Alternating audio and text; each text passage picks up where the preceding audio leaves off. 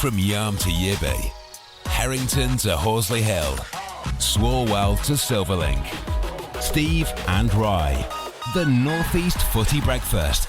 Right across the North East, the Red, the Toon and the Cat.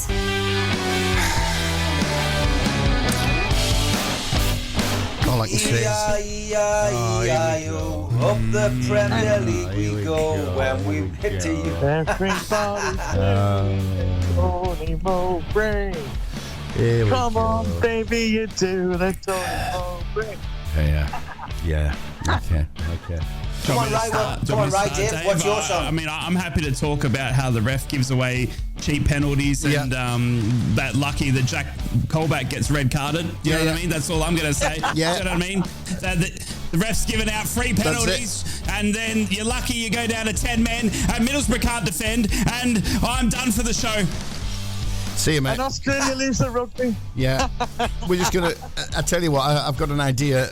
Right, why don't you and I just disappear off and get a coffee? I agree. Yeah, we'll let these two just talk for the next 2 hours. Let's go. Yeah. We need to go and discuss some business matters. Yeah. Good luck with the show, lads. Yeah. I will be back on Wednesday if we can get a win on Tuesday. If not, I am retiring. I tell you what, it'd be good as well. I've got a particular nasty weed growing in my garden, right? So can we discuss?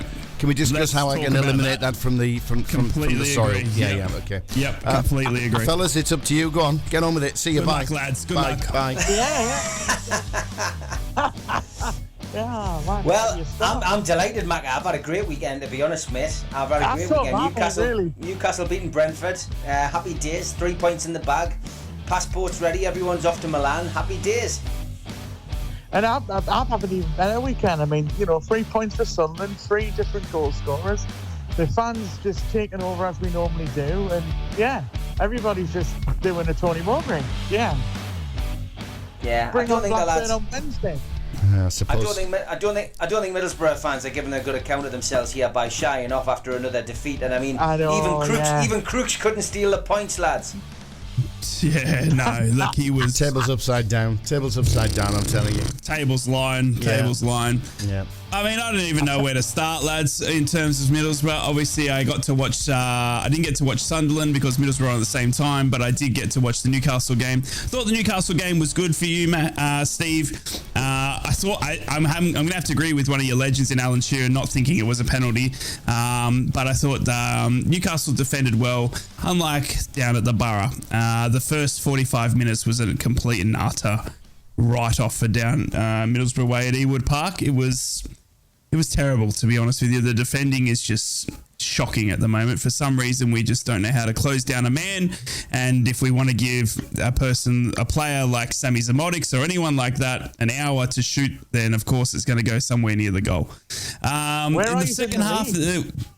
Within the second half, I'm going to ignore that. I couldn't. You're breaking up. I got bad internet connection this morning, Macca. I'm sorry.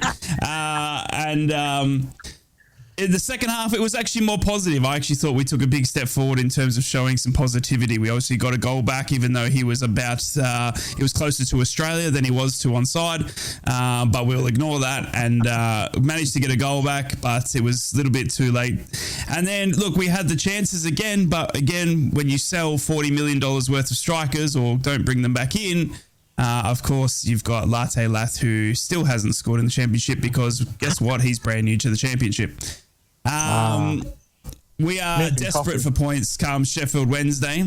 Very, very desperate. And look, it's ultimate. I'm defending on Twitter more than the Borough defending on the pitch. That's for sure. I tell you what, mate. Let's be positive, and then we can finish talking about Borough for the next 1 hour, 50 minutes. It's all going to change on Tuesday at Hillsborough. That's it. So, mate. First league victory of the season, and then there's only one way from there, and that is up. In 8 games' time, we'll be above Sunderland. And in 10 games' time, we'll be tagging on the coattails of promotion. There you go. That is the prediction. Now we'll talk Newcastle and Sunderland for the next hour and 20 minutes. Go on, Macca, what were we going to say? That killed it. Yeah. Is it true that Michael Carrick's got more points than the Middlesbrough team? Because did he not get 3 points for a speeding fine? a few years ago. Yeah. Get them in while you can. Get them in while you can. That's good. That's good. How do you so you said you had 3 different goal scorers, Macca. That's pretty good against 10 men. I mean, you know what I mean? Like, I heard you went a goal down, right? And then you were lucky that Jack Colback was red carded. Is that correct? To be fair, that team beat you, and I don't really know how they done it because they only had 1 shot against us and scored. So, yeah, it's. They beat us because we're Borough. That's why. Yeah, not wrong. Right. Not a good start for Borough, lads. Not a good start for Borough. And we were saying the same about Newcastle prior to the Brentford game. But to be honest with Newcastle this weekend, Eddie Howe went back to basics, rung the changes, 5 changes. Obviously, squad rotation is going to be important over the course of this next couple of months because of the Champions League involvement. And we've got a situation where we've now, people are questioning the strength of the depth of the squad, but I thought he got it spot on at the weekend. We couldn't underestimate Brentford. I mean, as I'd said in the pre-match build-up, they won 5 out of their last 6 games at the end of last season. They were unbeaten at the start of this season, albeit they had 3 draws and 1 win. But to be fair, Eddie Howe set it up in a more defensive manner. Brentford came to try and spoil the game, try to stifle us, try to to break us down. They were, they defended really well, but ultimately Newcastle, found a way through, and it was controversial, and we'll come on to this later in the show because yes, I agree with Alan Shearer, and why wouldn't I? Anthony Gordon, stuck his leg out, won the penalty, but the controversial incident was what happened prior to that, which, to be fair, Match of the Day didn't even cover, which I found absolutely bizarre. And that was the goal that should have stood, which was Callum Wilson, basically in and around the box like all good number 9s are, and he was deemed to have fouled the goalkeeper, but there was no foul on the goalkeeper. He took the ball into the empty net, and Newcastle were 1-0 up, and then VAR intervened, and it was deemed a foul on the goalkeeper, when in fact when you watch it back, the goalkeeper fouled Callum Wilson. So Newcastle fans were rightly annoyed, disappointed. That though invigorated the crowd. It got the crowd riled up, which is what it tends to happen at all our North East grounds. When there's a decision goes against us, we really do become a vicious lot up here. Against you, man. He took the keeper out. No, he didn't, mate. No, he didn't. And that is, that's been agreed by world-class referees watching these programmes. VAR, top pundits have all agreed it was definitely not a foul, and that the goalkeeper was very, very lucky. So what do they know? Newcastle United were robbed of a goal, so rightly so. The referee, like all good referees do, thought, I've actually made a major rick here. I'm going to get absolutely slated. You know what? I'll do the right thing here. I'll give a penalty that's not a penalty, and that's what he did. Do you know that's what, mate? What all good referees do. That actually happens. Can I reveal? Can I pull back the curtains on refereeing? That actually does happen. Go for it. If you do drop a major bollock, it's playing on your mind, and as much as referees will not admit it, you can guarantee. It's like the prime example is.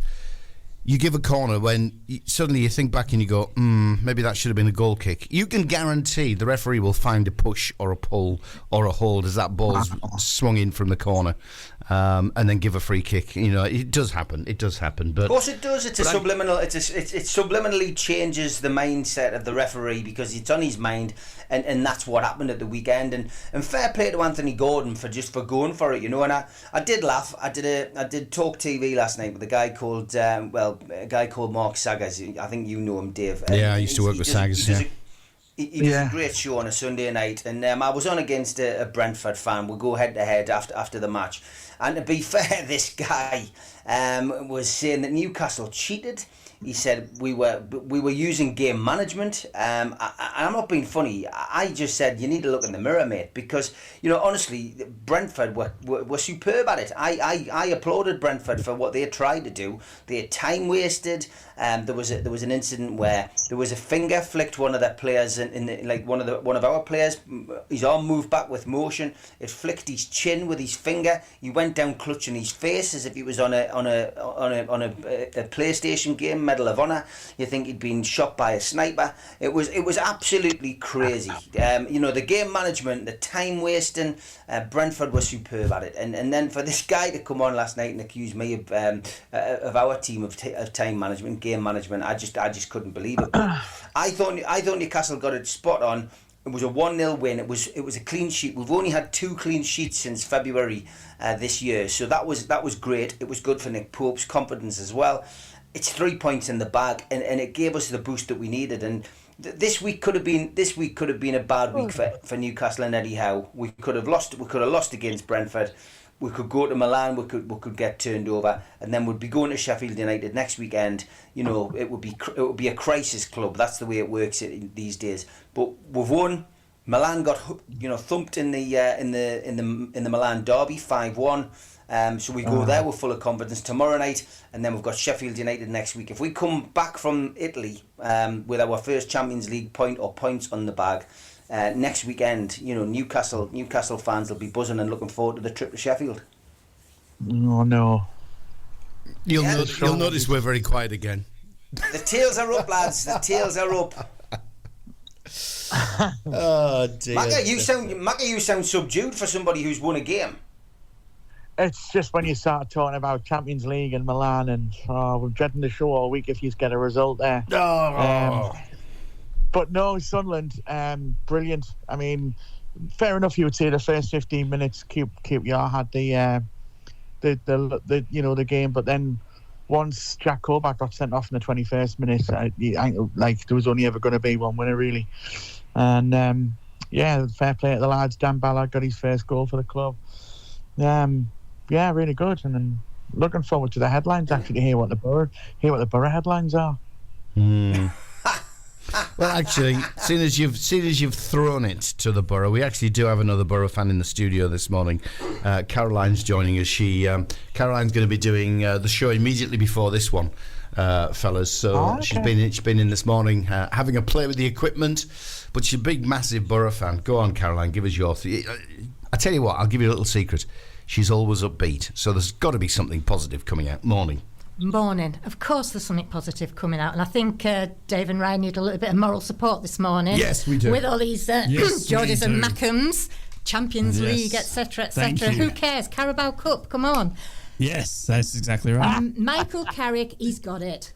The boy's got it. He's going to get us there. Something will click very soon. Probably at Hillsborough on Tuesday night. Yes. And from then on, there'll be only one way. There's one way. Things will get better. God, there's a few a few song titles in there. Things will get better. We've got the makings of a really, really good team. Just let them gel and click. Come back and talk to me at Christmas, and either my words will come back and bite me, or it'll be the three of us who are absolutely caning the rest of you. Yeah, there you go. You see, three. All right, well, I love that. See, now I'm feeling better. I reckon it's from now on, the Dave, Caroline, and Rye show. Don't worry about That's perfect. That's absolutely perfect. Right, Yeah, let's just have us. That's going to be like a therapy club. And I need more of Caroline, because I need more of that in my veins, because I was upbeat, and I said on Twitter after the game, I actually thought we took a massive step forward in that second half. I thought the excitement was back. I thought we were creating chances. I mean, Latte Lath is putting himself in so many positions to score. He just can't get that final ball in the net. But I actually thought we took a good couple of steps forward in terms of actually showing what Middlesbrough can produce. And I got absolutely slaughtered on Twitter for actually thinking that Michael Carrick has got a future at our club, and for thinking that that I shouldn't be telling every Borough fan and player out there to quit, because that's exactly what the mood was on Twitter after that. So look, we just need a win. A win changes everything. A win will change mentalities, it'll change moods, it'll change everything. And if we can just get a point at least tomorrow from Sheffield Wednesday, 3 points tomorrow. 3 points. Yeah. We'll be back on track, and look, we don't need the luck of the refs, you know what I mean, as we've seen in these two other games, you know what I mean. We don't need no ref to take care of us, Middlesbrough will be fine. We'll take care of ourselves. Okay. That's it, is it? That's it, Macca. That's all you've got to say. Okay. I'll tell you what, I'll come on Wednesday morning.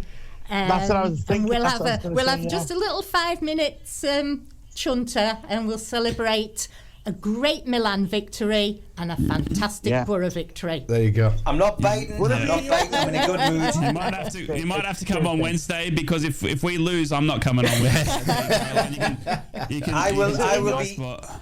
I will be travelling to the studio in a gondola with a cornetto in my hand, singing Eddie Howe songs. I will be full of the joys of spring on Wednesday, no matter what. Imagine if you could get the win on Tuesday night, though, David. No imagining, mate. It's happening. It's happening. I'm visualising it now. It'll be a good win. It'll be a good win in a Yorkshire derby for you, won't it? It would be. I'm manifesting it, mate. I'm manifesting it as we speak. I can see the goals going in. I can see the referee putting the whistle to his lips, blowing for full time, and me and Rye as high as a kite. He'll be in Australia. I'll be in Malaysia when it all happens. So yes, wake the absolutely, country. Yes. Don't you worry about that. Yes. Yeah, I'll be running. I'll do. Forget about a ride from London, Newcastle. Amazing effort. I'll be riding the whole of Australia if we get a win. I tell you, I'll be riding to let everyone know. Actually, you've got to deliver on this. On your watch-alongs, what are you threatening to do if the Borough win? Run round the street with no clothes on? Did I hear that right? Yeah, look. Thank God I'm blind. Look, I get a bit excited sometimes, and if a bit of casual taking off my gear and running down the street helps the Borough get over the line, then I need to do something, don't I, Dave? Because at the moment it's I need to get latte up and about, and if me getting my kid off at 5 a.m. whatever it may be, then You remember the coffee machine. Bernie Slaven actually did it. Yeah, he went Bernie through did with it. it. So yes. Hey, I was there. He took his kicks off in Ben's window, which he kept threatening to do. Don't you worry. Yeah, indeed. And sadly, I let my mouth go as well on Friday night on the Legends, and the lads are going to hold me to it. So they threatened. I basically said if all three teams win this weekend, I'll do a rye. Sadly, one of them let us down, and it was the Borough. So I was saved by the Borough, but there you go. Yeah. We were all saved by the Borough, Dave. I'm thanking my lucky stars that I'm blind. Seriously, if you are going to strip off, I'm just so glad I'm blind. Cracking. I think it's headlines time, fellas. We normally start with the headlines. So, Caroline, thank you.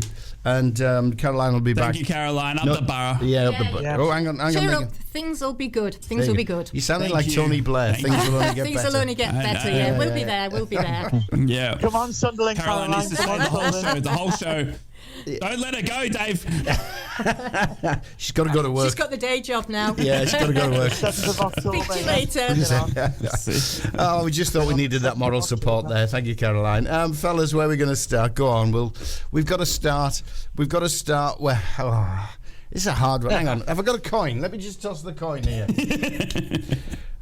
We'll start with the Champions League, boys. What have you got news-wise going on? Yeah, look. Macca. Carabao Cup victor. Oh, Steve. You mean Steve? Sorry. We're cock of the north, lads. We're cock of the north. You've got to start with us. Newcastle United fans breathed a sigh of relief at the weekend as they saw their team beat Brentford 1-0 at St James's Park.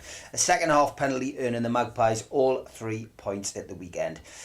Influential Brazilian midfielder Joe Linton will miss the match tomorrow evening as he has suffered an injury to his knee whilst on international duty, which will rule him out for up to 3 weeks. But there is good news for Eddie Howe, with Sandro Tonali being past fit for the return to his former club. On Friday, as we finished the show, Newcastle confirmed that Callum Wilson had put pen to paper on a 12-month contract extension, keeping him at St James's Park until the summer 2025. The 31-year-old England international has scored 41 Premier League goals for Newcastle in 80 appearances since a £20 million move from Bournemouth back in September 2020. And there is a train strike update for Newcastle United fans, which has been announced for Saturday the 30th of September and Wednesday the 4th of October, plus an overtime ban on Friday the 29th of September from Monday the 2nd to Friday the 6th of October. So 2 Newcastle games are directly affected by that. The first one is on Saturday the 30th, Burnley at home, which is a 3 o'clock kickoff, and Wednesday the 4th, which is the PSG Champions League game at home, at 8 o'clock. So check your travel arrangements because that could affect people coming up to those games. And fans travelling to Italy for Tuesday's first Champions League group match against AC Milan. Go and say it again. Go and say it again, mate. Go and say it again. Use the toilet before they arrive due to a shortage of facilities in the away end. So yes, lack of toilets at Milan in the away end. Go for a pee before you attend. But that are the Newcastle United headlines for today. I can't believe somewhere like the San Siro has a shortage of toilets in the away end. It's unbelievable, Jeff. Unbelievable. Jeez. Anyway, look. But you were mentioning. Go on. You were mentioning about the 4th of October. I find this strange as well. Sunderland's playing at home the same time, 8 o'clock against Reading. Not Reading. Sorry. We got picked for TV against Watford. Sorry. Which I find crazy because they're never at home at the exact same time. It's unfortunate with the Champions League games because Newcastle can't move them. It's up to the Champions League. I know that. But you're right. Very rarely do we end up in the same. An interesting situation at Washington Services. Then there you go. Having a look at the Sunderland news. Thanks for writing it, Macca. And you can tell Macca's written this because it's going to be really painful for me to read the opening couple of lines. Sunderland made it 3 wins out of their last 4 games. After a lucky win away at QPR. I altered that one. After going 1-0 down early to the Kenneth Powell goal, Jack Colback then got himself sent off. The Black Cats held on to an early man advantage, which they used to full effect. Jack Clark equalised in the 8th minute of added time in the first half. Dan Ballard scored his first goal for the club. Abdullah Bar wrapped it all up.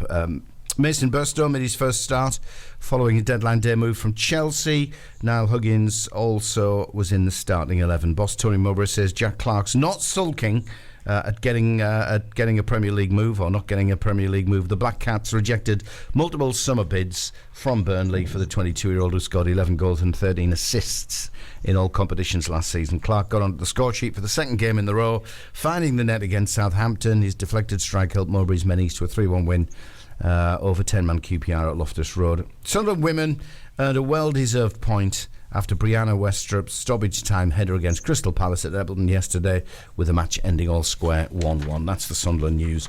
Go for it, Rye. I just feel like responding with, I don't know, Jeff. You know what I mean? Like, just you cross to me for the Middlesbrough headlines. I don't know, Jeff. You know what I mean? Look, Michael Carrick insists that the mood in the Middlesbrough dressing room has remained positive despite the winless start to the championship season. He's sensing an inner belief that gives him confidence results will soon improve for his struggling side. Carrick has admitted, however, that his current run is testing the character of his players and says the key is how you deal with it and how you overcome. Borough's 2-1 defeat at Blackburn on Saturday extended the winless start now to the season to 6 games, with Carrick's side heading to Hillsborough tomorrow to Sheffield Wednesday side that are also still looking for their first victory and would be buoyed by the chance to verse the only team that's below them in Middlesbrough. Michael Carrick also after the game said it was a little bit chaotic at times at both ends, and we played some really good football. It was dangerous at times, and we had 19 or 20 shots at goal. Not that 19 or 20 went in, Michael. Again, it didn't go for us, but all the positives were that we can take from it, which we will, is there's still the element that we can do better. There's no hiding from the fact that we haven't had a good run of results. It's not like the boys have come in full of belief or bouncing with confidence. It's a brand new team and we need to gel. I can't fault these players though. They've weathered the storm early. They've grown into the game. The belief grew. We had another setback just after half time and we came into it again. And good on to the Middlesbrough women as well, who started their first ever match at the Riverside Stadium on Sunday, playing there for the very first time after signing with the club officially. It did end in a 0-0 draw, but it was the very first time a point apiece for the Middlesbrough FC women at the Riverside for the first time ever. So good on you, girls. So they're the news headlines, boys. Lots to pick out of that and more besides. But look, let's take a quick break. And worth throwing out the number this morning, very early. So WhatsApp number, you can get in touch with the studio, get your points in with the boys. Newcastle fans, how much you're looking forward to the return of, as much as it hurts me to say, Champions League football. Milan just around the corner. Have you started travelling? Are you already there? You're listening to us online via the apps? Give us a shout. That WhatsApp number is 0330 043 2002. Sunderland fans, you're flying. 3 wins in 4. Tell us, is it going to be a better season, a better ending to the season as it was last year? 0330 043 2002. What do you think of Mogger now? He's got an extension to his contract. The right idea? 0330 043 2002. And Borough fans, do we really need to go there? Should we give out the number? Borough fans, is it a crisis? How confident are you it's going to turn around tomorrow night at Hillsborough? 0-0-0 for Borough, isn't it? 0330 043 2002. Just ignore the Mackem in the background. We'll be right back across the North East on the North East Footy Brekky Show after this. Actually, it won't be after this. We shouldn't be playing songs. What on earth is Dua Lipa doing? You see, that's what happens when the Borough don't win. Now then, do you do sales? Do you fancy a great career challenge? Well, the Red, the Cat and the Toon has a full-time vacancy for a special sales exec. Not only will you be responsible for generating the vital revenue needed to see the North East's newest radio business grow, but you'll grow too. Show us you can do the business and you'll soon become Group Sales Director. Our stations are flying. We have the 3 legends back on air. Then there's the one that most are talking about, the North East Footy Brekky Show. And there's more to come. Gumption and creativity count more to us than years. You may only have 2 or 3 years selling experience, but if you get what we're trying to achieve, you will be the right fit. You'll ideally be located in Tyneside or Wearside. This will be a hybrid working role. It's a full-time basic plus commission position. So come on, think you have what it takes? Then give us a shout. Email any of the 3 stations. That's hello@thetoonuk.com, hello@thecatuk.com, or hello@thereduk.com. From Wickham to Whitley Bay, Stonygate to Shields, Doggy to Darlow Back Lane. Steve and Rye, the North East Footy Breakfast. Right across the North East, the Red, the Toon and the Cat. Macca, you're live. Yeah, we were hearing you sing. Completely out of tune, mate. But good on you. I mean, that's what happens when Sunderland win. The fans just lose it. They just go off on one. But there you go. All right, that's a decent point, actually, isn't it, Mogger? We mentioned there, and not a lot of people realise, including Mogger himself, that he would automatically get a 1-year extension on his contract if he got them through to the playoffs. So right. He said himself just before the weekend he was surprised by the news. He wasn't expecting it. But the right decision. Let's get the dulcet tones of the black and whites rather than the red, white and blacks. Steve, right to see Mogger get an extension? Well, yeah, because let's face it, Sunderland's ambitions last season had to be staying in the division. It wasn't chasing promotion. Even the most devout Sunderland fan must have been in dreamland seeing the position that they found themselves in at the end of the season. And it's not, I'm not being derogatory in any way, shape or form, but to come up from the first division, no matter how big a club you are, to get taken into that division and then go on another run, which almost sees you get back to the promised land, is a major achievement. So Mowbray deserved, certainly the praise and the credit that he got, and a contract extension, clever way of doing it and getting that in your contract is, whether he said he was unaware of it. I mean, does he have an agent who agrees his contracts? Is that something that a clause that he's put in? Is it a clause that the club have put in to try and give him an incentive to come to the club? Who knows? But I mean, he said he was surprised by it, so clearly didn't know about it. And yeah, I think, as I've said before on the show, Tony Mowbray is a very, very, very good championship manager. He's had a degree of success at clubs which, are hamstrung with finances, and he's basically very good at bringing young players through. And he's old school. He's an old school manager. He's somebody who can get a club out of the championship the right way, which is up and not down. And I think if he's given time at Sunderland, even if he does go through a bad spell, let's say, I think that they've got the right man in the job, and it's probably the best manager Sunderland have had since Sam Allardyce was there. Because if Allardyce had stayed, Allardyce would have got them into a decent position, I think. But obviously England came calling, and the rest is history. But I think with Mowbray, they've got the right man for the job in that division. He'll always struggle in the Premier League. He's not a Premier League manager. So if Sunderland do come up, they would need to probably, look at, what the next steps are. They'd have to have an idea in mind. But yeah, I think giving Mowbray a new contract was the right thing. I think he'll be happy. I think they'll be happy, and I think the future is bright. I still think that you look at some of the players that they've got and who they managed to keep a hold of. Fair enough, they lost a couple of big names in the summer. Everybody was scratching their head saying, "What's going to happen here?" This is a disaster. Sunderland are facing an absolute nightmare of a season. But you've still managed to retain a couple of good players. They've done a little bit of shrewd business, and they've got Riggs as well, who I still say will be an absolute a rough diamond coming through at that club, who will go on to be a hero on Wearside. So I think the future's bright at the Stadium of Light. I do think they'll do well this season. And I think Mowbray will get Sunderland there or thereabouts again by the end of the season. Yeah, that was a good bit of poetry there as well. You think the future's bright at the Stadium of Light? I like it. It was. Yeah. Macca, go on then. Mogga, extension to his contract from a Sunderland fan? Yeah, absolutely. I never thought I'd hear myself say this, but I actually agree with the voice of reason over there, Steve Rafe. Everything you said, Steve, I totally agree with. I said the same thing when we when we thought we were going to lose Tony Mowbray. I said he's the best manager that Sunderland have ever had, in my opinion. Probably Peter Reid comes really close, mind you, but he is I would say he's the best, because he knows he's got an eye for a young talent, and the key thing is, yes, it's old school.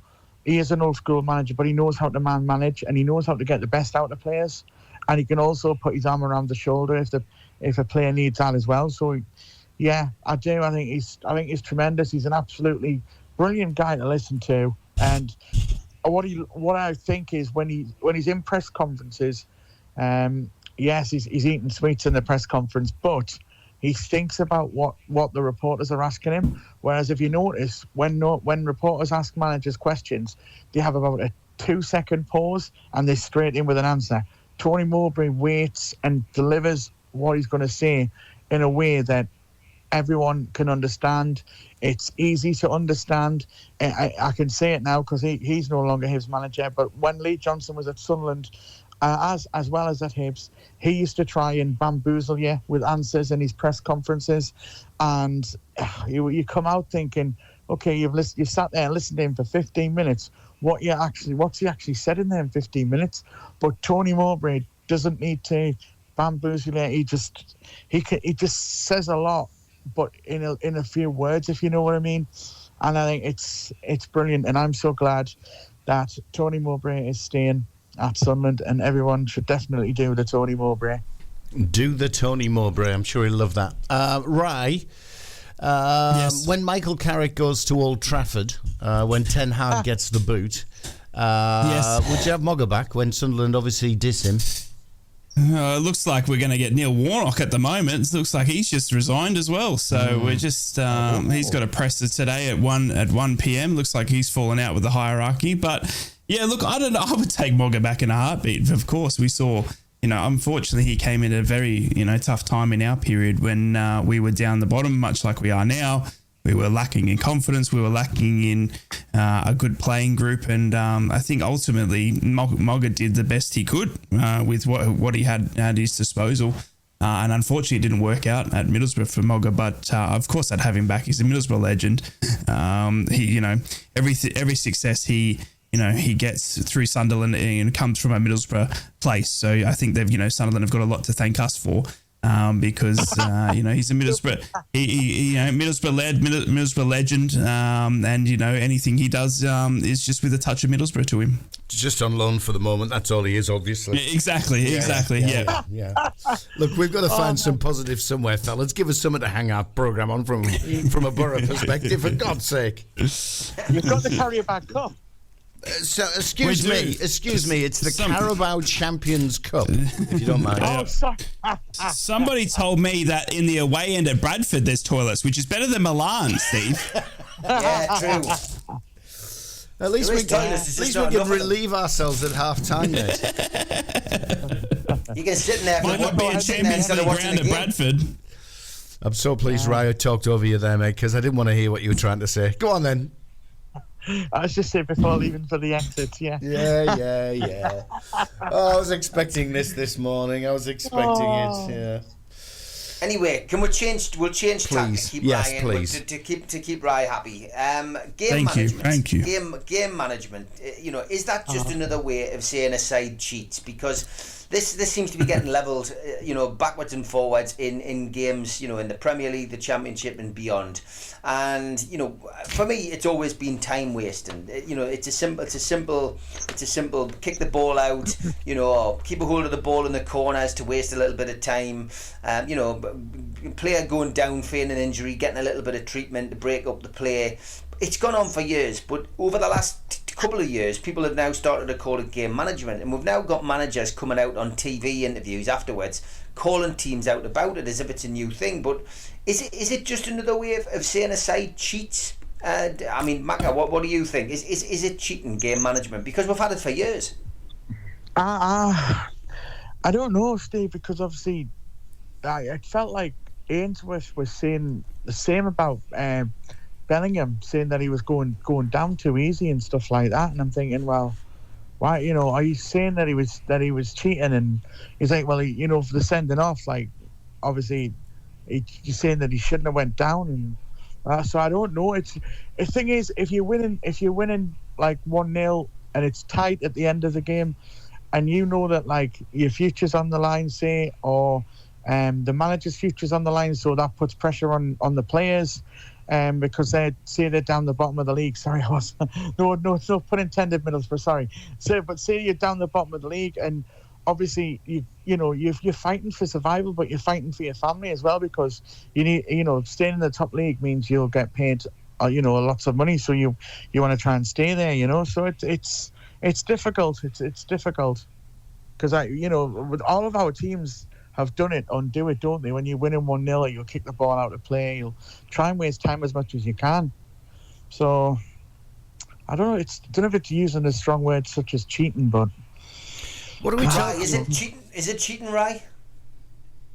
I'm not sure. Yeah, the one that frustrates me the most is the players going down, faking an injury and that sort of stuff. Like, that to me rubs me the wrong way, especially when you can see that the other team's getting on top. And we've seen it as well, with the answer to it from, is clearly that there's an issue because, we've seen the EFL and the Premier League and that now having extra time upwards of 10 minutes. We're seeing games go for longer than they would if they went to penalties sort of thing, just through extra time. So the referees are understanding of it and are saying that they're on board of watching time wasting and, teams slowing the ball or kicking it out or slow to get the ball back and all that sort of stuff. So I don't know if it's cheating. I think it's cheating's a strong word. Especially coming from an Aussie and the with the Sandgate paper and all that sort of stuff. So he said it.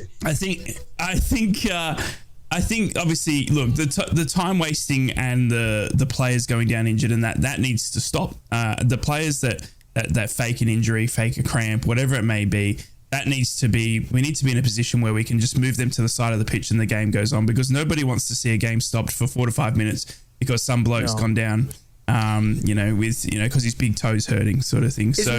It's a bit rough. Isn't it the responsibility of the ref, though, to try and identify this? Because this has always been a problem. And I know that the authorities have tried to solve it by saying, right, we will add on a ridiculous amount of time for any sort of time wastage, stoppage, and now we are seeing double figures coming up. We're seeing 12 minutes extra time now, Dave. It's ridiculous. Exactly. But I always remember when I was reffing, and maybe I'm the oddball, but I know there's some of the lads who used to do it. But if you see a player go down, you know for a fact he's not been injured. He's trying to waste time. He's basically trying to con you, and it is cheating. I'll call it out. It is cheating. Feigning an injury, and diving for free kicks and all that, can be punishable with yellow cards. But I used to go up to a player and go, "Are you hurt?" And he'd say yes. I'd say, "Right, watch you stopped, physio's coming on, you're going off, and you'll come on when I tell you to come on." And, 9 times out of 10, they'll be like, "Oh, I'm all right, I don't need the physio." Too late, mate, you're injured. Watch you stopped, call the physio on, get him off the field. Because the process is, the physio is supposed to be allowed on to assess the injury. Yeah. Then, once it's been assessed, take the player off, so give the player the treatment he needs while the game goes on, then he comes back on. That is the formal process. And what we're now seeing is, we're seeing the referees allowing the physios to come on, give the full treatment on the field so the game is held up. And because of that, they're adding on a ridiculous amount of time. Players soon get up and soon learn a lesson that they're not going to get away with it if the referees basically say, "You're injured, you need help? Okay, brilliant. Bring the physio on, get off." Assess it. What were you told? Now get it off. What were you told, Dave, when you were refereeing? Exactly that.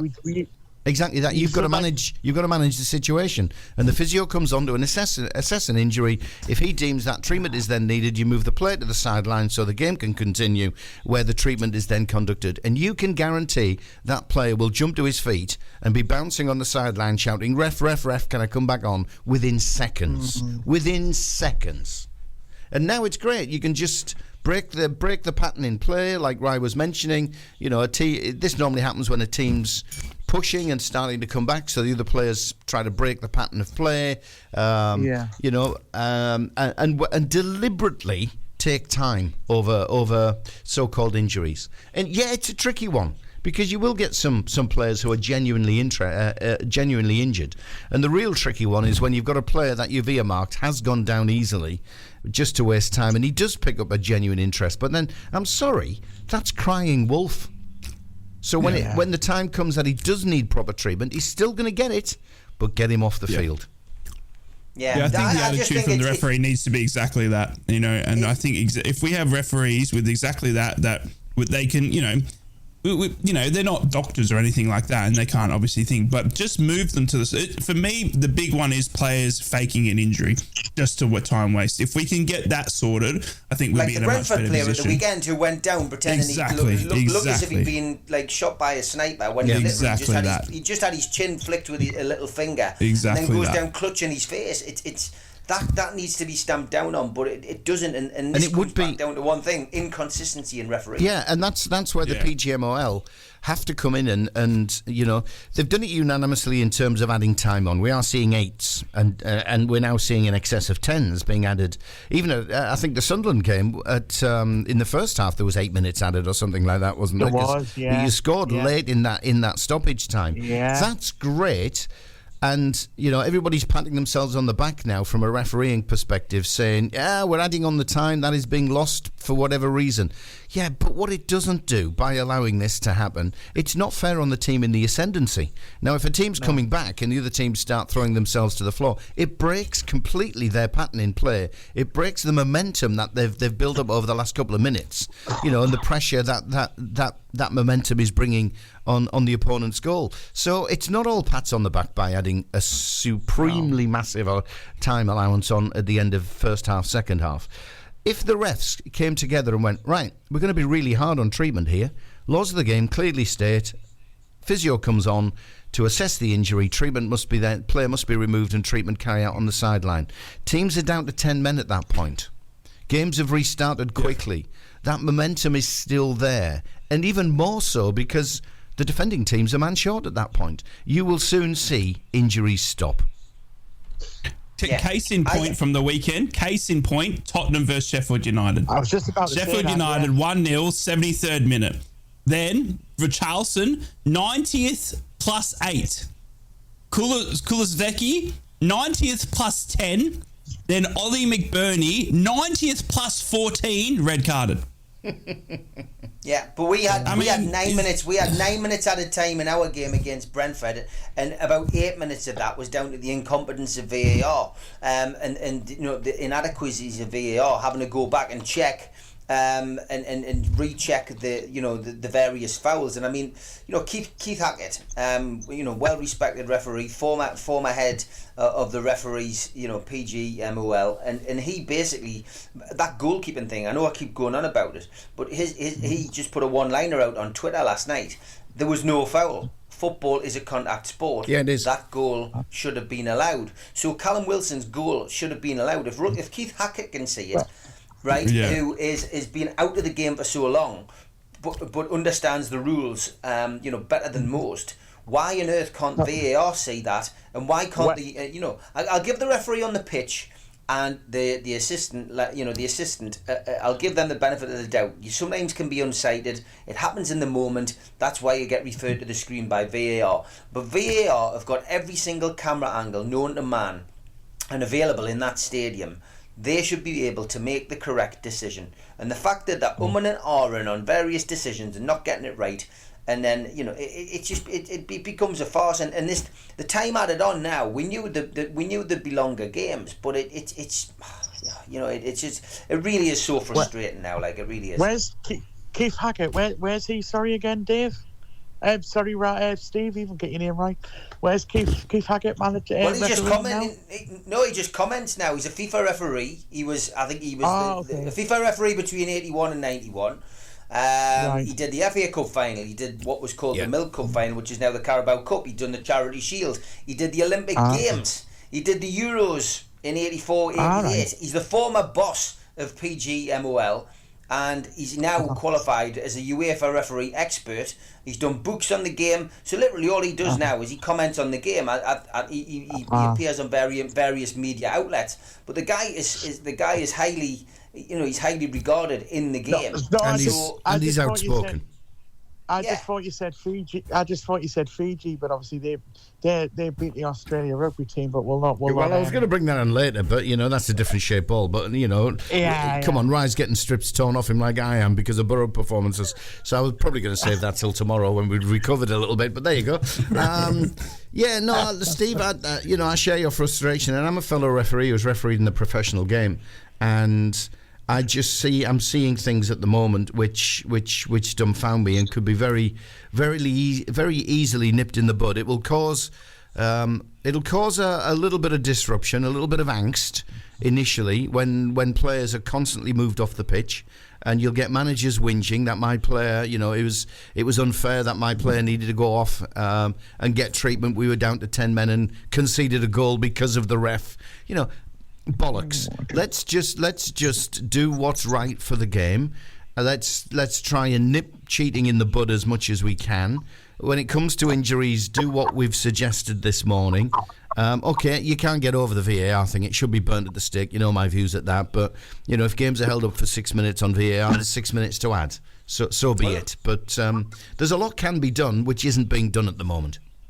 Well, look at Sheffield United's loss at Tottenham this weekend. We've touched on it briefly, but Paul Heckingbottom is under pressure at Sheffield United, and I think they had Peter Banks down there at the weekend, and I think he went on a rant on Sky. He basically, he's going to get a fine for this, but he said the officiating is appalling. He says they're officiating our games at the top level, and they simply do not know the game. He says we need to sort it out, and we need to sort it out quickly. To call to hear a Premier League referee call the state of refereeing appalling, it's not good. And he went on to say it's not about the football decisions. Here's that word again. Those words again. Just game management. He says my worry is that all the focus is on the yellow cards, time wasting, and the new guidelines. The focus of a sudden comes onto time wasting. So they're dictating how we play. If you play to take a goal kick from the back, you set up one way, and if Spurs go against that dictates the decision you make. We're getting told just to play long, and you can't do it. And then he goes on to describe what one of his players did. He says, Wes Foderingham got booked for handling outside the box, and then you're threatening him with another yellow for dissent. He says, you just can't do it. He says, when I speak to referees, they haven't got a clue what I'm talking about. They're officiating our games at the top level, and they simply do not know the game. We need to sort that out. We need to sort it out quickly because it's ruined football as a spectacle. And I've got to agree with Heckingbottom because it's getting bizarre. I can't. Why don't you agree with that? Because I used to get this all the time when decisions go against managers, and it'll always happen no matter how fair the referee is, how impartial the referee is. Decisions will go against a manager that he considered to be wrong, and he comes from a purely emotional perspective. Whether he's looking for a scapegoat or whether he just doesn't understand. As much as he's saying referees don't understand the game, he doesn't understand laws of the game and how they're supposed to be applied. He comes from a player's, and I've had this argument with Chris Kamara many times. I know Chris well, he's a Borough lad. We both worked at Sky together, and we haven't spoken for many years since a pretty heated debate that we had over a decision in a game, where his comeback to me was, how many times have you played the game, Dave? And it's like, so my comeback to him was, how many times have you refereed a game, Chris? There are two completely different views of a game of football. Players want the game refereed as players want the decisions made, and that isn't the same as how the laws of the game are to be interpreted or applied. And there are times when players will be scratching their heads at a decision that a referee's made. They just will not understand why that's been made, and it has been made correctly. The laws have been applied correctly, but players and coaches just don't understand why. So they come out immediately with, they don't understand the game. So that's why I don't agree. Right, I'm not saying all decisions and all. There are referees who are mechanical and they hide behind cards, and that's wrong. All referees should have a fairly, at that level, a very deep understanding of player management, man management, being able to control a game and not have to rely purely on the mechanical aids of giving yellow and red cards. They've got to be. And there are referees who fall short of that in the professional game. So I'm not saying it's black and white. Getting back to that game though, right? If you focus on two little events in that game, right? Ollie McBurney gets sent off for telling the referee that someone is pulling his shirt. Okay, so we know this is the new directive. If you put your hand up like Gaza did in that infamous Rangers game where he shows a mock yellow card, the referee will book you. This is part of the new directive. But in the same game, right, you see someone turning their back, jumping into Sheffield United's goalkeeper, leading with an elbow, and the kid needs stitches. And this is what Heckingbottom's going on about. That what's going on with the game, from his perspective. I can understand his anger. And again, look, I get where you're coming from. I understand that perspective that, managers get beat, they're not going to be happy, especially if it's a tight game and especially if you're under pressure. But I just think it's just the rules. It's the rules are unclear, and it's this lack of consistency that I keep banging on about that's causing all these. It's causing all these issues. And media and the media doesn't help either, because everything's under the spotlight now. Once upon a time, 30 odd years ago, we would have seen a handful of games on Match of the Day, and we would have got a newspaper report. Now everything's on people's smartphones. There's so many different angles of the game. There's so many people analysing it. Everything's under review. If we went back 30 years and put cameras on all of these games, dear me, I would have a hell of a lot more to talk about, I bet. But you got McBurney coming out, exactly. I mean, we talk about it so much about social media and stuff like that. And now we used to laugh, at the old battles. I mean, I think, the manager versus referee, argument and fight has been going on for years. I remember watching presses with Arsene Wenger, Sir Alex Ferguson, Jose Mourinho back in the day, always having something to say about the ref, but it kind of stopped there. But now we're seeing it last a couple of days onwards, where because the players are so ingrained into social media, we see, like you said, Ollie McBurney coming out and saying something about the referee on top of the manager saying something about the referee. And then the Premier League will come back and say, right, you're not allowed to say that, and they'll fine them, and then they'll bite back at that again and say, if Ollie McBurney now gets fined, he'll come back and say, $5,000 because blah blah blah blah blah, and it keeps going. It doesn't stop there, and it's an ongoing argument then, a rant, if you will, because players have, and everyone has a voice now. Yeah, I get all of this. By the way, we got a message in. This is for Steve. Alan Killingworth says, Steve, can you get back onto the weekend's games, because it's great to hear the Smoggies squirm. There you go. You can WhatsApp your messages through. Thank you for that one. 0330 043 2002. But just going back to that Ollie McBurney McBurney thing. Let me just paint a couple of scenarios, which could be quite true, but I think there's one solution that the FA does not have the cojones to roll out, which could solve all of this. The elbow could have been missed. That challenge, the referee might have got himself into a bad position, so didn't clearly see it. Red card or not red card is a huge decision for a linesman to make. It really is a referee's call. So I'm just look. This is me painting a possible scenario. So that elbow may have been missed. With regards to Ollie McBurney and the way I used to referee and the way I was encouraged to referee is, there's a staircase approach for man management on the field. You can have your quiet words with players as you're running past, and nobody knows what's been said. And who knows whether that referee has said to McBurney, because McBurney's been chewing his ear all game, shut up, get out of my face, play the game. Or I'm gonna have to take some action. There might have been McBurney throughout the game, and players do this psychologically. They chip away at referees time and time and time again. And who's to say that referee hasn't spoken to McBurney a couple of times during the game that you or I would never know about, because the way we're taught to do it is run past the player, have a quick word as you're running past. When there's a stoppage in play, when everybody's eyes are on the player injured, just walk along and have a quick word with him. How do we know that referee hasn't said something or tried to manage McBurney, and right at the very end his patience has snapped because McBurney's just completely ignored him and stepped over that line because he'd been trying to manage him? So therefore he's been warned, do it again, yellow card will come out. McBurney's chipped away again, yellow cards come out. That is consistency in refereeing. We don't know that. But the thing need to see more from the ref on social media then, Dave? Can we see? Well, obviously, we've got Ollie McBurney having a crack at the ref. Why can't the ref, I'm guessing because the ref's got bigger standards and he's obviously under some sort of jurisdiction where he can't go out. The jurisdiction, why can't he then tweet back?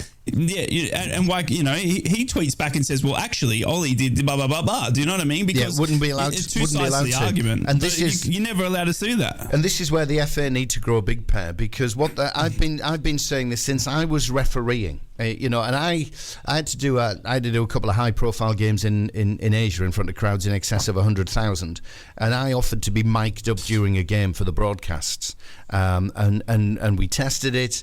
The day before a game, I was running around with the mic on just to make sure that we got full coverage all over the pitch.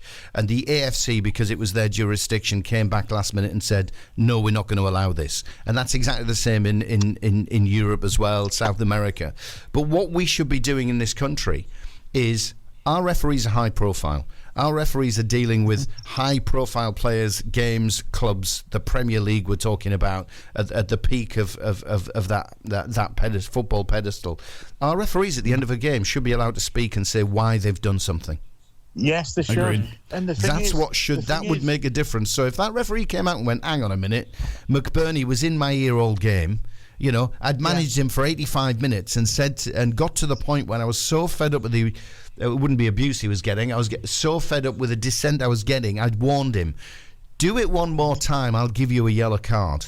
And he did it one more time. That's why he got a yellow card. Then suddenly you've got a better understanding of the situation. And you'll have more respect for referees as well, Dave, if they come out and tell you why they've done things. Obviously, you'll keep it brief because we're coming to the news time. But the managers and players, they I can't comment about the referee because I'm going to get fined. They shouldn't be getting fined for commenting about the referees. If you're asked a question, you've got to answer it to the best of your ability, and you should be right. It should be right. They should come and say what they think. Like Ainsworth, he was so refreshing on Saturday when he said that was definitely in his eyes a sending off. You don't hear a lot of that from managers. They're always protecting their players, and I think that was refreshing on Saturday. And I was going to give Rye an easy ride today about Fiji in rugby. But look at rugby. You've got referees who are mic'd up who talk to the stadium. They talk to the crowd in the stadium, as well as obviously that feed is put on the live TV broadcasts.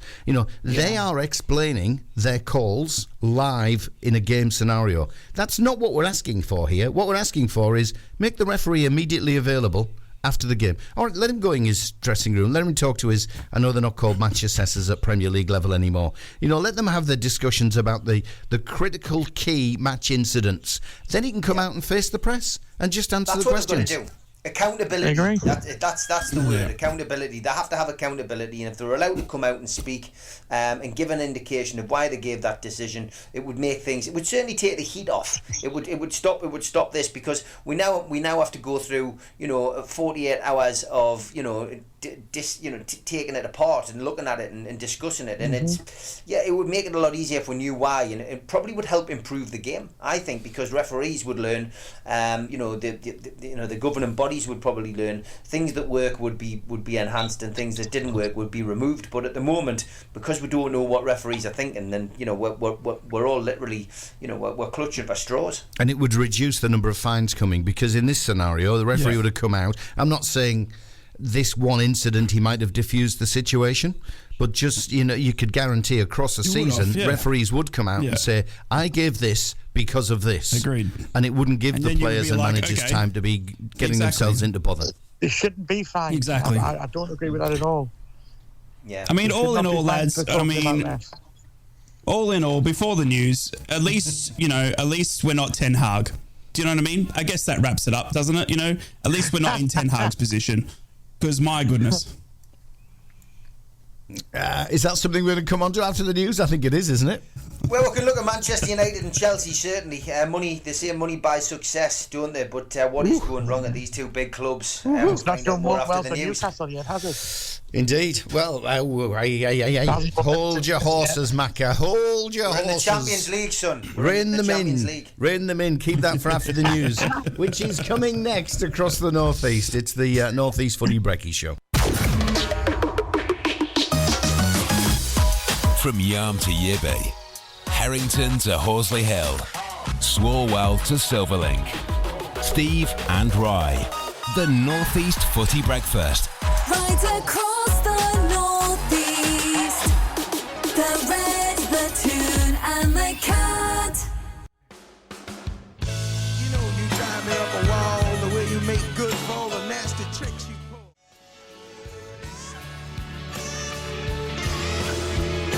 What a song, an absolute belter. Mackem's don't. Classic. Yeah, I know the Mackems don't like it. Apparently, according to Mackem, going, get this off. I love me some Aerosmith. Yeah, Aerosmith and Crazy, cracking song. Absolutely, it is the Northeast Footy Breakfast across the Northeast on the Cat, the Red, and the Toon. We have Rye. Morning, Rye. Morning. I don't know, Jeff. A little bit brighter. Borough fan. We have Macca, Sunderland fan. Hey! And we have Steve, Newcastle fan. Good morning, Northeast, on this beautiful Monday morning. 3 points in the bag. We're climbing the league. We're in the Champions League. We've got the Saudi money. It's 8:10 to have mentioned it. Mate, I'm telling you. And if Rye gets a win for Borough, he's going to run around Australia naked. And the morning doesn't get any correct. Correct. 100%. He's not going to video it. Do you know what? I'm just looking out the window here in the Northeast, in God's country. I'm looking out the window. How is the weather there, lads? It's grey. Beautiful day here. It's drab. It's miserable. Mind you, it's pretty warm. When I left home this morning at ridiculous o'clock, 5:30 local time. God, we sound really international here, having to say local time. It was 17. It was 17 degrees. So it was a warm night. It was a warm night still, but it's grey and it's drab. Yet for some reason, the Mags and the Mackems have got a spring in their step this morning. They think it's a beautiful day. Don't know. There's a lot of smog in the air, isn't there? Oh, by the way, Macca, perfect. You'd think we'd planned this during Aerosmith, which the only plan we got was you whinging about the quality of the music. Do you remember that message from Alan Killingworth in the just before the news, asking Steve to get back on? Yeah, asking to get back onto the weekend's games because he loves to hear the Smoggy squirm. Margaret in Stockton, who's obviously a Smoggy and a Borough fan's been on. She said, "This is not fun. I'm giving Carrick 10 games. It's a decision-making point. Then I'll make my mind up." So he's 6 games into that. Thank you for that, Margaret. If you'd like to get your points across this morning, the WhatsApp number is 0330 043 2002. As always, on the Northeast Footy Breakfast, right across the Northeast on the Cat, the Red, the Toon. So Does money buy success? I mean, we go back to the days of Blackburn and Sir Jack Walker when he came in and ploughed millions of pounds into his club that he supported, and Blackburn went on to achieve the impossible and win the Premier League with Sutton and Shearer up front leading the line. So nowadays, Newcastle, of course, had their takeover with the Saudis. Man City, of course, gone on to have a lot of success with Qatari money, but Manchester United with the Glazers' money, and now Chelsea with first Abramovich and now Todd Bowley's money, don't seem to have hit the ground running. And Rai touched on it just before the news. You wouldn't want to be Ten Hag this morning, would you? He's putting out fires left, right and centre at the moment. If you thought the Sancho problem was bad enough, he's then got other players having alleged misdemeanours off the pitch. He's then got the problem of his team misfiring on the pitch, and Man United fans such as Melly, who I had on last week, saying that when a Rambat comes into the team, he will change things. Well, that's not going to be till November. Where will Manchester United be then? And yesterday's game, the board draw between Bournemouth and Chelsea, some people were rather jokingly describing that on social media as a relegation 6-pointer. But City, Chelsea after a poor season last season are really struggling again, despite the fact that they broke the billion barrier in transfers. So, Rai, I'm going to ask you first, mate. What is going wrong at clubs like Chelsea and Manchester United? And it just shows you money doesn't buy you success.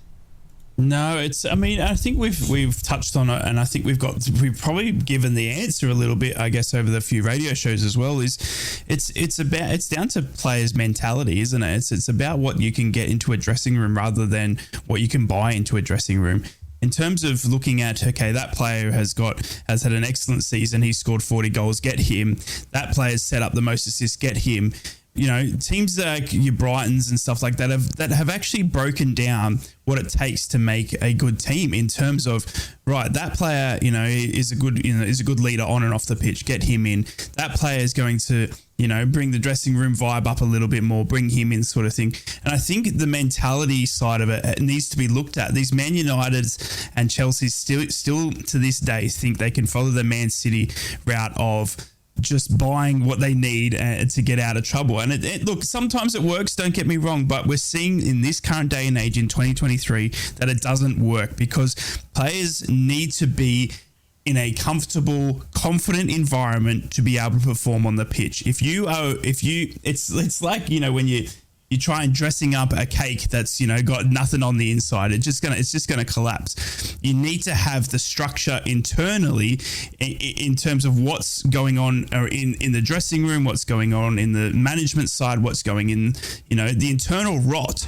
It can only be frosted for so long, and the frosting is the money. And we see that in Chelsea, we see that in Man United. Now, look, there are some evidence, out there that the money can buy a little bit of success, but I still think the emphasis that Man United and Chelsea seem to keep getting wrong is looking at the right people for the right dressing room environment, for the right off-field environment. Obviously, there's constantly talk about the Glazers. There's constant talk about Ten Hag and whether his management style is too rough. Is he not culturally? He's got, you can see with Man United that culturally wise, it's wrong. We've got Sancho, we've got, Anthony, we've got, the Greenwood saga. You've got so many things going on at that club off the pitch that how you're meant to ask those players then to rock up and do a performance for you on that pitch is, mind-boggling. And Chelsea just buy everyone and anyone. And, you've got about 16 different footballers in there that probably speak about 16 different languages. And,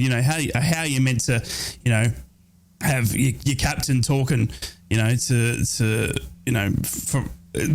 of the players, when you've got like 16 different players from different countries, it is mind-boggling there. So money doesn't buy success. What buys success is good culture, good foundations, and a good family environment, if you will.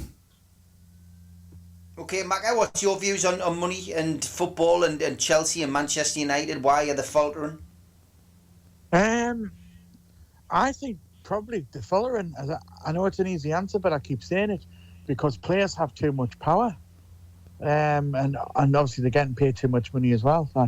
And money's ruined football, really. But they've got so much power, and if they don't want to play for you, they'll just say, I'm playing, but I'm not going to give 120%, you know. And ultimately, we were talking about refs before. That also puts pressure on the referee if players aren't trying and stuff, because they're not concentrating, so they're not thinking about things, so they'll just go and do silly things, and that obviously puts the ref in predicaments to make decisions, you know. So I think what I was trying to get at was that everything has a knock-on effect, and I genuinely think, and you know, it starts with money and with owners, you know. I would tell you one interesting point I picked up as a Borough fan. One interesting point I picked up as a Borough fan is Ten Hag, obviously in his presses, and obviously he's coming under constant scrutiny for what's happening off the pitch. But you know, he said we have a good vibe.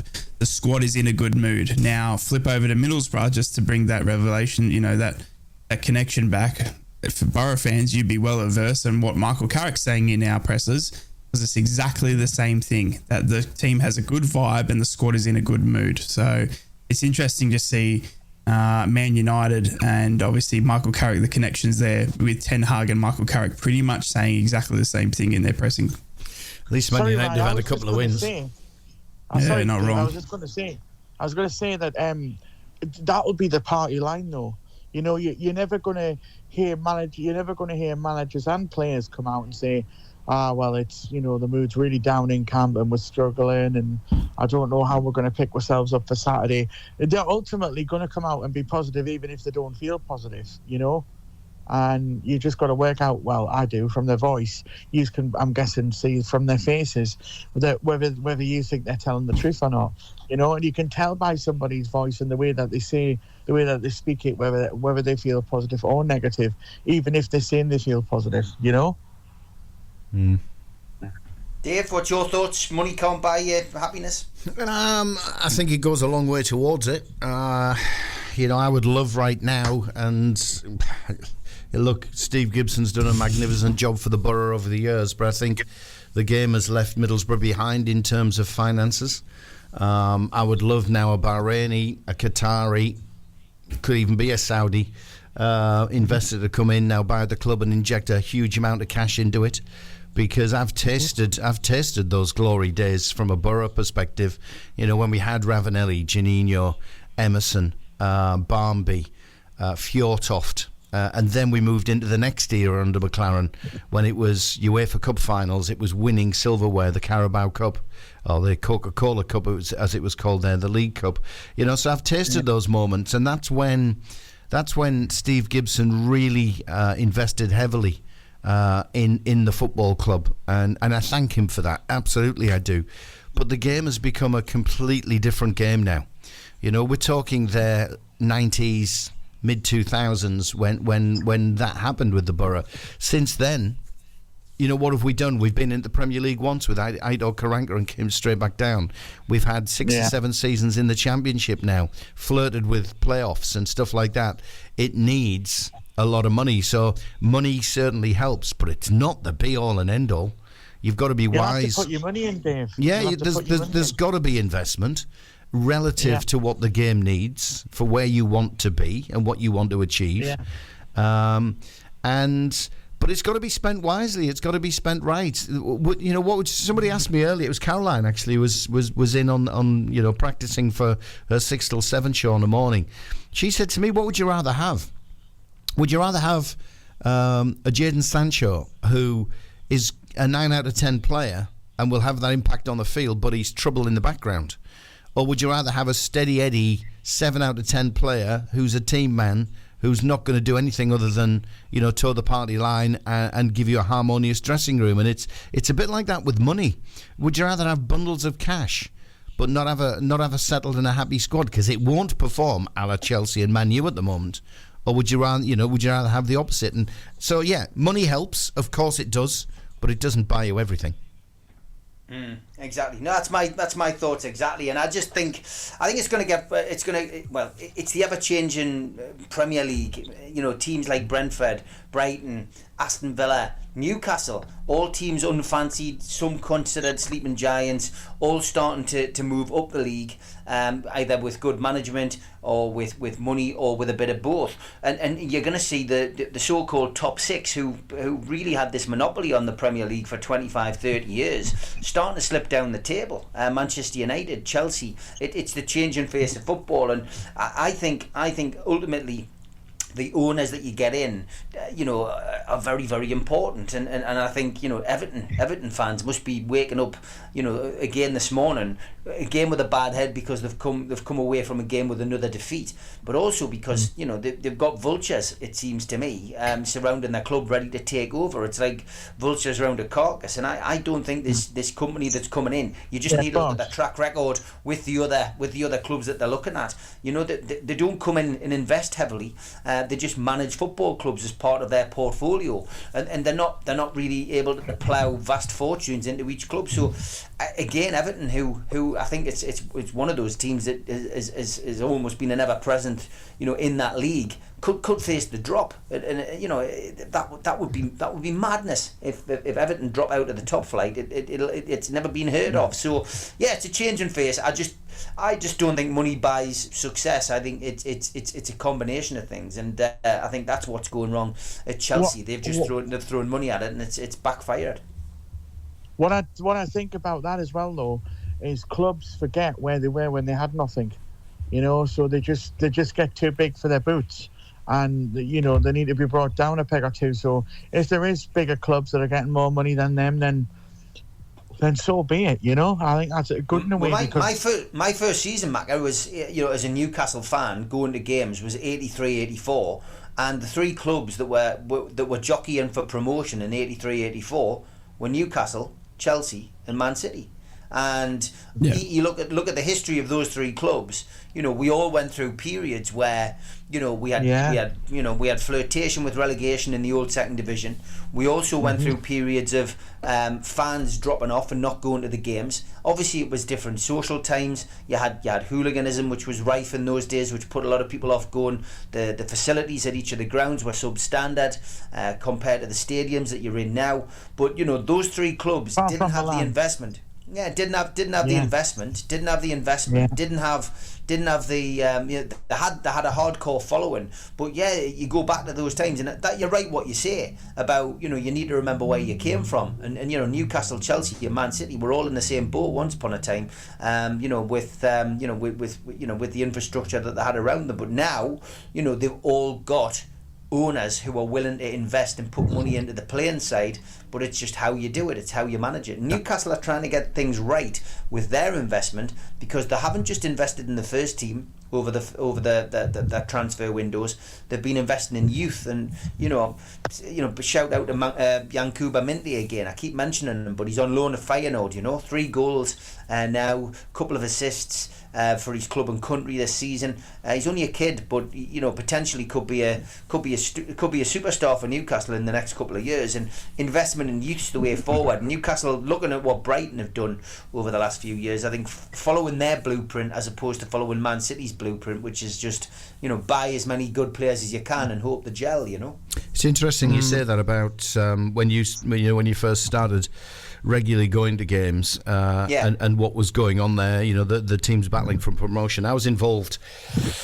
God, Bennett, was it about 10 years ago now, or was it less? I can't remember, mate. The old grey matter's not kicking in, but I've been involved in football business for a while, and we had an American who wanted to invest in a football club come to us. This is the time when I was actually working, for an agent, a player agency. So my job was tasked with having a look around England to see what clubs are potentially there for acquisition. And the 3 clubs I was looking at the time: Southampton, Manchester City, and Newcastle. They were the 3 clubs where we were looking at placing investment. Ashley was desperate to offload Newcastle at that point. City had gone through that turmoil with the ex-Thai Prime Minister Thaksin Shinawatra, and hadn't been acquired by the City Group at that point. And Southampton, obviously, it was Letizier's consortium that were talking about trying to buy Southampton. So they were the 3 clubs at the time. So it does, it's amazing to think, just at that moment in time, City and Newcastle, where did they finish at the end of last season? But at the time, they were available to invest and put money in. Yeah, good point, mate. Good point. Yeah, and I think it's ironic. Been very quiet this morning. I'm just obviously still in. I'm struggling from the weekend really. But look, in terms of the money factor, I think I've put in. It's with Steve Gibson, for example. I still prefer the local owner, someone that's invested into the club and the community, rather than an overseas buyer. For me, overseas, money, it can be good. It can buy certain things, but you need still someone in there that knows the club, knows the area, knows what they need to bring in. And you need, if you will, a local head just to sort of calm it. And you can see that where sometimes the money that has been brought into certain clubs, with the right management and the right, people still in place, the money can do great and amazing things. But when you've got the wrong people in a club that don't understand the community, don't understand the town, have just walked in from another country and are willing to drop whatever absurd amount of money into that area, but don't get it, it just doesn't work. You don't get more fans on board. You don't get anything. Yes, it's excitement when you see the next Neymar walking through the door. Of course, don't get me wrong, but it's still, for me, is a club is bigger than what's happening on the pitch as well. Don't get me wrong, we're a results-driven business. We need to win games of football. We need to perform on the pitch to be a credible source. But there's still a lot to be said of what's happening around the place, the players in the community, the stadium being upkept to the ground and the pitch looking amazing, the stadium facilities looking incredible. And for me, Steve Gibson's done all that, and he's still connected to this area so incredibly strongly that if we were to see Steve leave and to have an outside buyer, I worry for what is a community, massively passionate town club, of someone not getting that and not connecting with that. So outside buyers are fantastic. I think, again, they can change, they can change the whole club's, dynamic, but it can also go completely and utterly backwards. I mean, I think about, do you guys remember when Notts County back in League Two, when they got bought out and they brought in Sven Goran Eriksson into League Two? You know what I mean? That was a big one back in the day that never really took off. Do you know what I mean? So I liken it to that. When you there are some real horror stories in it, and for me at the moment, I think Steve Gibson, and I don't like seeing Steve Gibson's done amazing things for our club. He deserves to leave whenever he wants to, whether he sells it, whatever he wants to do. I commend Steve for what he's done for our club, and I can't fault him. And in this current day and age, there's no it's like anything. There's no written, resume of success. There is no written thing saying, right, get rid of all these loan players, go out and buy 12 new players, and we'll be fine in the championship. It's not written anywhere. We can see where I look at other clubs, and we can look up at Sunderland, we can look at Brentford, we can look at the Brighton model. But that's the Brentford model. That's the Brighton model. What works for Middlesbrough is not written anywhere. So we need to find our own way, our own story, create our own image. And I worry that the image that we create from an outside of Middlesbrough or outside of country person would be tarnished. Yeah, no, I get that. And it's magnificent what Gibbo's done. And if he was here now, I'd be shaking his hand and saying thank you for all of that. And I'm not calling for Steve Gibson to go. Absolutely not. What I'm saying is I'd love some investment money to come into the club to help us grow, or help us get back to, those heady days for Middlesbrough. Who'd have thought a UEFA Cup final, Borough in a UEFA Cup final? This is the team that hadn't won anything for 128 years, and then that first silverware, dropped. So I think that. Do you think if we had the money though, Dave, Chuba would have stayed? Do you know what I mean? Say for some reason $1 billion dropped on our doorstep, a couple of months ago. Well, do you think we would have been able to have convinced Chuba, Giles, Archer, and all that to stay, even if we had $1 billion in the world to offer them? Let me answer your previous point, which is about ownership. Mel Morris bought Derby County. Mel Morris was a Derby lad. He was a local lad. He didn't run the club very well. Didn't run the club very well at all. It all ended turning really sour. He's not liked by the locals in Derby now. The Derby County supporters, they think he let the club down badly, etc. So it doesn't always work having local ownership. So I think the best mix for a successful football club in this day and age is to exactly what you said, is have that local involvement. And look, it's not local involvement that Newcastle have, but they have sensible involvement at the highest levels of running the club that understand the club hierarchy, what the fans need. But they also have the benefit, and sorry, Steve, they have the benefit of Saudi money. So you're getting the best of both worlds. You're getting an ownership that understands and gets it, gets the game and what the local marketplace needs. Plus, you've got the financial resource to back it up. Absolutely, you have. So that is a great mix, and I think that is, and it's relative. I'm not saying we need Saudi money from a Middlesbrough perspective. I'm not saying Darlington needs Saudi money or even Steve Gibson money. From their perspective, it's all relative. But I think that's the key for success. And now I've gone off on that one. I've forgotten completely what you'd asked me for the second point. I'm just saying that we're talking about how money obviously can change clubs for the better or for the worse. Say in January, if we had all the money in the world, could have we still convinced those players to stay? I mean, we don't know what the discussions were from Akpom's agent, for example. We don't know the salary that Archer was on, for example, or Giles. Because I'd argue we'd had the money to offer Akpom what he wanted. We went and spent 5.5 on Latte Lath. We went and spent a couple of mil here and there. I'd argue, I mean, maybe the books weren't being balanced, and I'm not a money guru, but I'd argue that we could have found the money for Akpom, but if Gibson and co have deemed that it was ridiculous and we wouldn't be able to pay, or to just be financially unstable, isn't that the right decision? I've said on the Red previously, when it came to the end of last season and it was all this, are we going to keep him, is he going to stay? I was arguing at the time it would be great business for Borough if they could get 15 million to offload him, because and the reasons why, Akpom's been at the club for 4 years, something like that.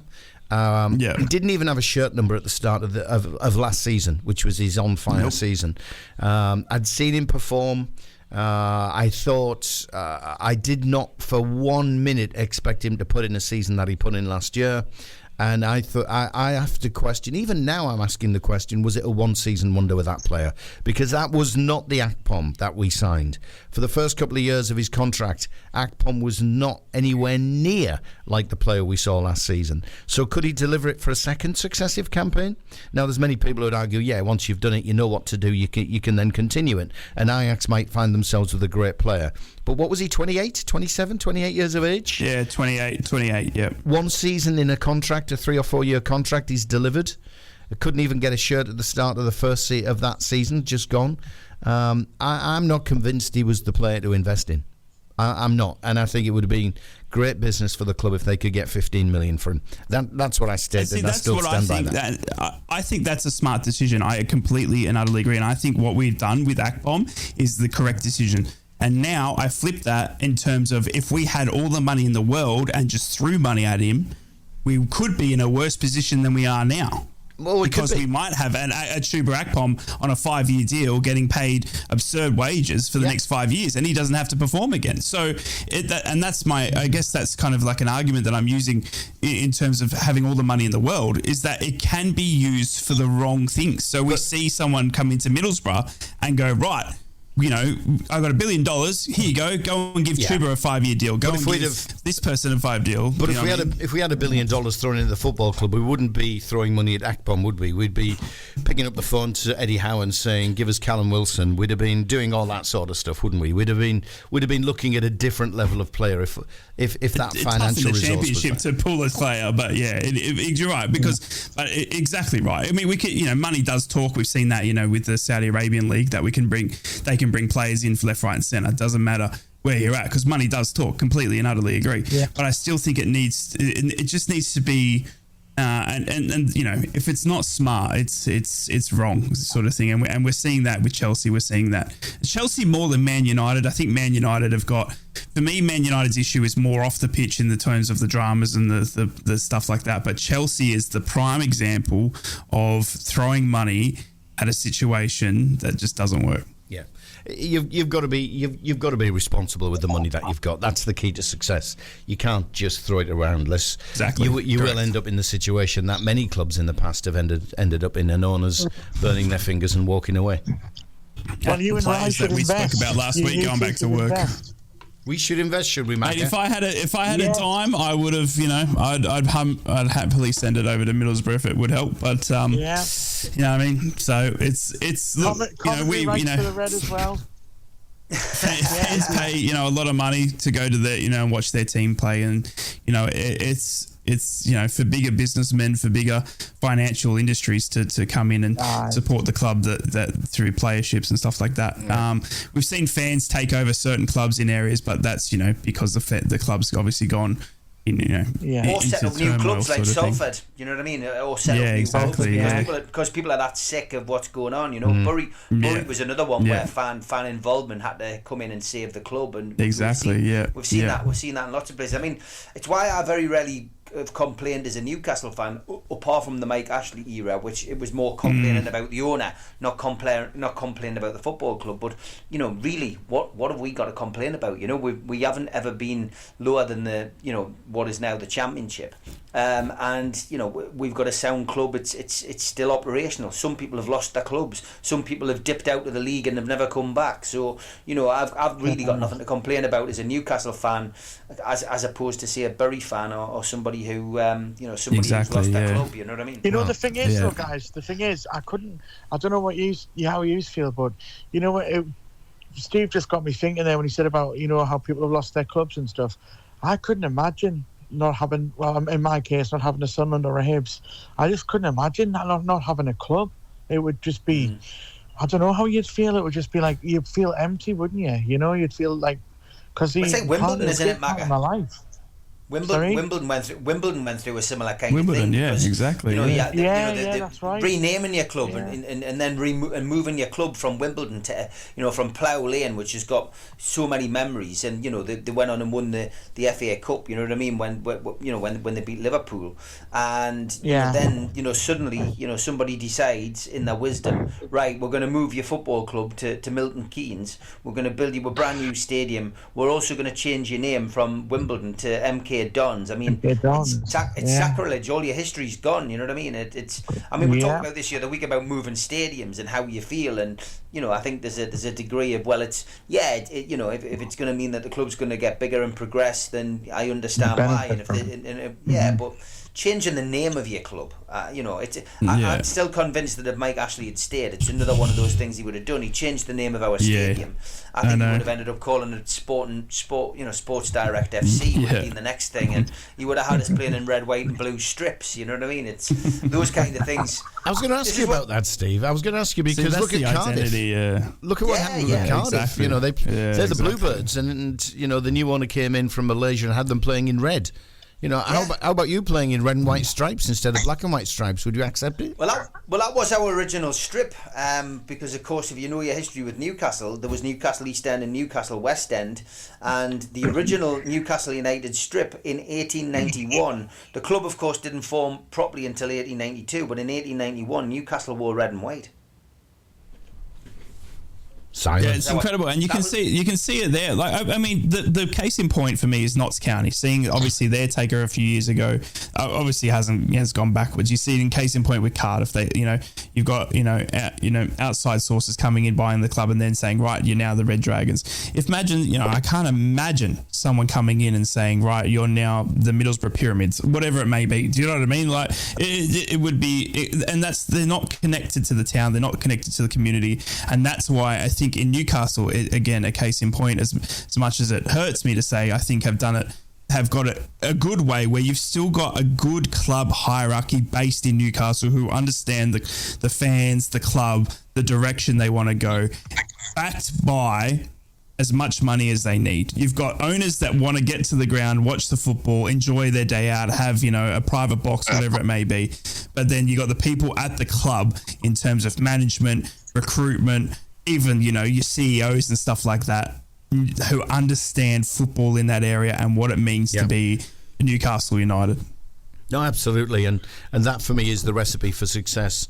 To be performing on the big stage, which is of course Champions League, which is of course top end of the Premier League. Yeah. It does hurt us to say that, but when you look at Manchester United, but look at Manchester United, do they have that model at the moment?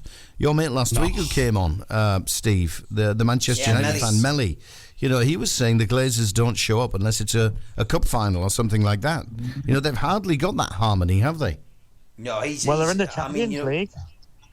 Well, they are, but at the moment, that in itself is more of a distraction. Manchester United know what it means. The fans know that they have to play. They've got to perform regularly. They want to be in the Champions League season in, season out. And when you drop out of the Champions League, when you're used to that money, it becomes financially a problem. So look at Spurs. They've got no Champions League this year, and they've been used to it for many years. So it does become an issue. But Manchester United fans aren't happy at all. And Melly is as staunch as they come. Like, we know he travels from Manchester, from Ashington, down to Manchester. He goes home and away. He has done for 30 years. He's put a lot of time and effort into it, ploughed a lot of money into it, but he's just not getting what he wants now, and that's football. As I say, we've moved on. The top six cartel is no more. It's been slowly dismantled. Spurs got knocked out of it last year. Is it finally time to see Manchester United knocked out of that top six cartel this year and replaced by a more unfancied team? And they're not happy. This rot's been here since Ferguson left, though. Since Alex Ferguson stepped down as manager, there hasn't been it hasn't been right on the pitch, and the Glazers are the root cause of the problem. And like Rai said, they don't go to the pop to the game every now and then. But no wonder they get dogs abuse when they do turn up. But people just aren't happy with them. But can you imagine the kind of money that Manchester United have had thrown at the playing personnel? Even a fraction of that put in at Newcastle, Middlesbrough or Sunderland over the last 10 years. And could you imagine having had the trophies that Manchester United have still had over the last 10 years, being in Newcastle, Sunderland or Middlesbrough's cabinet? I'd take that tomorrow. They've still won trophies. They've still had European nights. They've still been finishing regularly in the top four of the Premier League. You would swap that. Wouldn't you? You'd swap what you've had in recent years for that. Of course you would. But Manchester United fans, because they're so used to being the top dogs, the biggest club in the world, the biggest club in Europe, winning the Premier League season in, season out for 20 years under Sir Alex, competing at the highest European table and winning European Cups. Now that that's all come to an end, and that they're always the bridesmaid, never the bride, they don't like it, and that's the problem. And Macca, you said they were in the Champions League though, but look at them themselves in the Premier League. They're in the bottom half. They've played 5. They've lost 3. They've got a goal difference of -4. That's the current day Manchester United, and that's why the fans are not happy. No, you're right, and like you say, the Premier League is their bread and butter, realistically, and that's when. It wouldn't surprise you, though, would it, if they went to Bayern Munich on Wednesday and got a result, would it? Because that's just... Well, it wouldn't surprise you, but, let's look at it. Your meat and Teddy's is the Premier League, and they are already 3 results behind Manchester City. They're 3 wins behind Manchester. They're 9 points adrift at this stage of the season. That's what's making the fans unhappy. I'd much rather, as a fan, though, to be able to...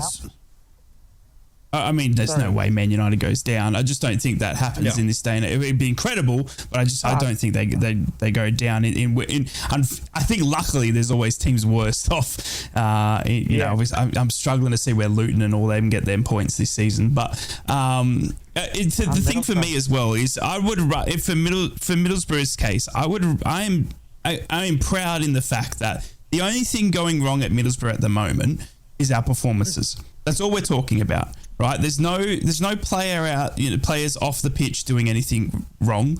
There's no hierarchy being rude or doing anything wrong. There's no social media bans. There's no one getting in fights. There's nothing else going on that pitch, off the pitch, sorry, for a Middlesbrough fan to complain about. Our Rockcliffe Park, our training, our everything is beautiful off the pitch. There's no dramas whatsoever. It is purely on-field performances, and that can change in a heartbeat. But with Man United, a performance or two can obviously come, but there's still the rot. There's still the rot from the Glazers. There's still the rot from the players doing the wrong thing off the pitch. And that, for me, as a fan, is more disheartening than what's actually happening in the performance level. And I'll make a prediction right now, and it's a very simple prediction. Borough's season turns round tomorrow. Manchester United's doesn't. Yep, I completely agree. We're more likely to pick up a point before Man United do. Let's hope you win your Yorkshire Derby tomorrow for you and Rye's sake. Yorkshire Derby. South Yorkshire, mate. South Yorkshire, we've disowned them completely. Still the same. Look, I'm confident the Borough's going to come away with a 2-0 or 3-1 victory tomorrow. That's what's going to happen, and that's going to kickstart the season. And like I say, in 6 games we'll be above Sunderland. Don't worry about it, mate. While we're on predictions, I'm putting myself out there. October the 7th, 12:30. Oh, here we go. Sunderland against Middlesbrough. I think Sunderland will win it 2-0. No, you did last time. There you go. Yeah, I just got a feeling. There's a different vibe. We're on about vibes and stuff. There's a different vibe around the Sunderland fans this time. You know, last time it was a roller coaster and we weren't sure what's going to happen, and this time we just seem to be like just taking it in the stride and just what happens. You know, and but we've got more belief and more hope this time, I think, than we did last year, because we sort of relied on Diallo and stuff, and obviously we lost him now, and well, I'm hoping you might get him back in January. Well, yeah, there's seen a conversation with him and Michu saying we'll be together soon, bro, whatever that means. So hopefully that means they're coming back in January. But yeah, it's interesting, and you know, it gives us a lot of chance to have debates and talk and chat about our clubs. And when you hear some like Man United and Chelsea fans complaining about the way their clubs are at the moment, you think, well, like Steve was saying, you think, well, yeah, but we'd still swap to be where you are now. How can you complain? You know, you're not going to Plymouth on a Monday night or a Saturday late kickoff or whatever. You know, you're going to you know, like the best stadiums in the Premier League, and you're still complaining.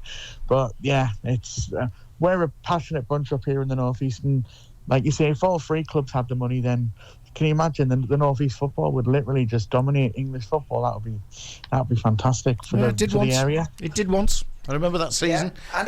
And it can again. Yeah. They can. Yep. Got to stay positive, lads. The Borough needs a major injection we do. Of 3 points and a win. I think that's what it is, because I'm not used to hearing Rye so downcast and downbeat. He really has. He has been this has been an all-time low today from Rye. It was. I don't know if you saw my reaction on Twitter, Steve, I did. But my goodness, I was on the ground, mate. Once it was. Look, it's just, you know, it's just, see, that's an bottom of the league. That was what I needed. Won't sell much ice cream going at that speed. Yeah. Yeah.